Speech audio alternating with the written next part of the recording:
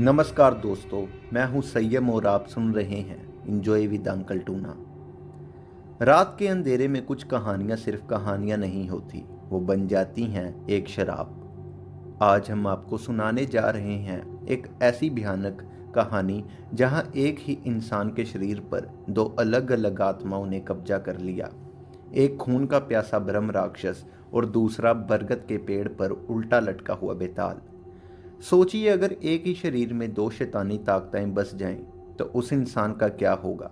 क्या वो जिंदा बचेगा या बन जाएगा अंधेरे का नया रूप। हेडफोन्स पहन लीजिए, कमरे की लाइट्स बंद कर दीजिए और अपने दिल को मजबूत कर लीजिए, क्योंकि आज की कहानी आपकी नींद छीन लेगी। तो चलिए शुरू करते हैं इंजॉय विद अंकल टूना के साथ आज की कहानी। पंजाब के एक पुराने गांव के किनारे एक टूटी फूटी हवेली थी। गांव वाले कहते थे कि वहां रात को कोई नहीं जाता।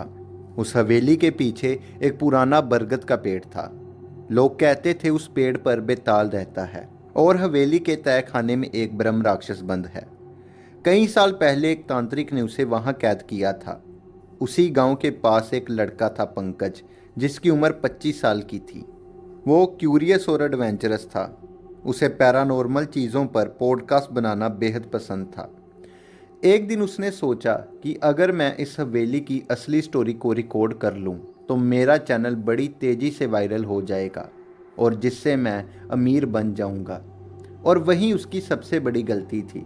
अगले दिन पंकज उस गांव रात के 12 बजे अपना माइक रिकॉर्डर और टॉर्च लेकर हवेली पहुंच गया। हवा तेज चल रही थी और हवेली का दरवाज़ा खुद ब खुद खुल गया।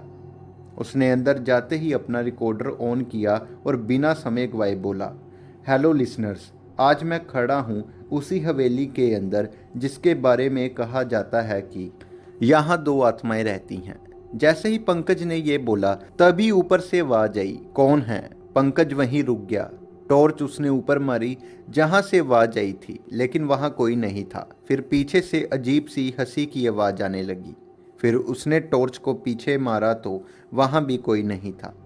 फिर पंकज को थोड़ा अजीब लगा और थोड़ा डर भी, लेकिन उसने हिम्मत की और वो पीछे बरगद के पेड़ तक गया। वो पेड़ देखने में ही बेहद डरावना लग रहा था। तभी उसने देखा कि पेड़ की एक बड़ी सी शाखा पर एक उल्टा लटका हुआ साया था, जो दिखने में पतला, सफ़ेद और लाल आंखों से मुस्कुरा रहा था। और यह बेताल था और उसकी आवाज़ सर्दी जैसी ठंडी थी। तभी वो बोला, इंसान, तू कहानियाँ रिकॉर्ड करता है, आज तेरी अपनी कहानी लिखी जाएगी। इतना सुनते ही पंकज तेजी से भागने लगा। उसकी सांस फूल चुकी थी, लेकिन बेताल हवा में उड़कर उसके सामने आ गया। पंकज जोर से चीखा कि तभी पंकज की आवाज़ बदल गई, कभी नॉर्मल तो कभी वही बेताल जैसी डरावनी आवाज़। बेताल ने उसके शरीर पर कब्जा कर लिया था। बेताल के कब्जे में आने के बाद पंकज सीधा हवेली के तय खाने की तरफ चलने लगा, जैसे कोई उसको कंट्रोल कर रहा हो। तय खाने के नीचे एक बड़ा सा लोहे का दरवाज़ा था। उस दरवाजे पर संस्कृत में लिखा था, इसे कोई भी मत खोलना, अगर खुला तो खोलने वाला नहीं बचेगा। लेकिन उस दरवाजे के पास जाकर पंकज के हाथ खुद चलने लगे और उसने वो दरवाजे को बिना कुछ समझे खोल दिया। और तभी अंदर से एक भरी सी भयानक आवाज़ सुनाई दी, कौन है जो मुझे जगाने आया है। एक विशाल साया, लंबे दांत, जले हुए चेहरे वाला ब्रह्म राक्षस। तभी बेताल ने पंकज के अंदर से बोला, मैं ये शरीर चाहता हूँ। ब्रह्म राक्षस हंसा और बोला, और मैं ये आत्मा। इतना कहते ही ब्रह्म राक्षस ने भी पंकज की आत्मा पर कब्जा कर लिया। पंकज की बॉडी का आधा हिस्सा काला पड़ गया, एक आंख लाल और एक सफ़ेद। एक आवाज़ में डरावनी हंसी और दूसरी में भरी हुई गर्ज। अब पंकज इंसान नहीं रहा और इसके बाद वो चुपचाप अपने घर आ गया। दिन में तो वो नॉर्मल लगता, लेकिन रात में उसके अंदर से दो अलग पर्सनैलिटीज निकलती। बेताल उसे लोगों को धोखा देने के लिए यूज़ करता, तो वहीं ब्रह्म राक्षस खून और बदला चाहता था। एक रात उसने अपने पॉडकास्ट पर लाइव रिकॉर्डिंग चला दी। माइक ऑन हुआ और आवाज़ आई, आज हम आपको सब सच बताएंगे। एक आवाज़ पतली तो एक आवाज़ भारी, एक साथ। लिसनर्स को लगा ये कोई साउंड इफेक्ट होगा, लेकिन वो सब रियल में था। जो भी उस आवाज़ को सुनता, रात को उसके कमरे में वही हंसी गूंजती और दीवार पर परछाई दिखने लगती, एक उल्टा लटका इंसान और उसके पीछे एक राक्षस। पंकज का पॉडकास्ट तो वायरल हो गया, लेकिन जिसने भी पूरा एपिसोड सुना वो या तो पागल हो गया या फिर रहस्यमयी तरीके से गायब। पंकज का एक दोस्त भी था, रूप, जो ये सब कुछ नोट कर रहा था। उसने उसी गांव के एक बूढ़े तांत्रिक के पास जाकर सब बताया।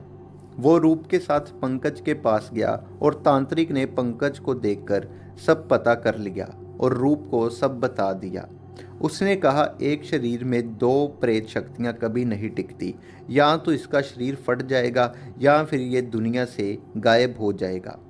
उसने कहा कल यानी अमावस्या की रात को तंत्र साधना करनी होगी, जिससे हम इसको बचा लेंगे। फिर अगले दिन अमावस्या की रात को रिचुअल शुरू किया गया, मंत्र, हवन और तेज आंधी। पंकज हवा में उठ गया और तभी बेताल चीखा, ये शरीर मेरा है।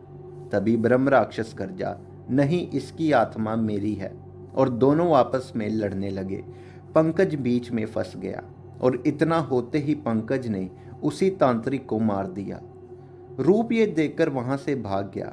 अगली सुबह तांत्रिक मरा हुआ था और उस गांव में वो हवेली जल चुकी थी और पंकज भी गायब था। रूप ने बहुत ढूंढा, लेकिन पंकज कहीं नहीं मिला और अजीब बात थी कि वो हवेली भी अपने आप जल गई। अब पंकज कहाँ है और उसके साथ क्या हुआ, ये कोई नहीं जानता। आपको क्या लगता है, उसके शरीर और आत्मा का बंटवारा हो चुका होगा या नहीं? हमें कमेंट्स में बताइए और वीडियो को लाइक और चैनल को सब्सक्राइब कर लीजिए। इसी के साथ आज की कहानी यहीं समाप्त होती है। धन्यवाद।